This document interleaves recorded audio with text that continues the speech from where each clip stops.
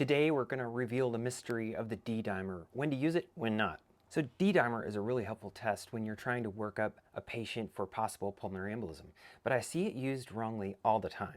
So for example, if you have a patient that has a very high pretest probability of disease, you don't want to use a D-dimer. Here's why. When you calculate a Wells score, they have roughly a 40% chance that they have a pulmonary embolism.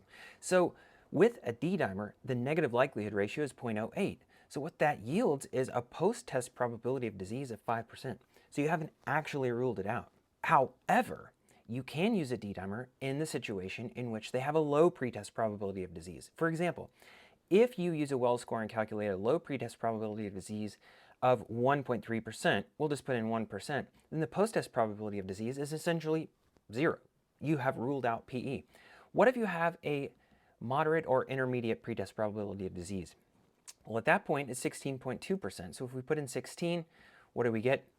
Essentially, just less than a 2% post-test probability of disease. So, in summary, you want to use a D-dimer only in patients who are low to intermediate pretest probability of disease. If they're high pretest probability, don't use the dimer, just go straight for CT pulmonary angiogram.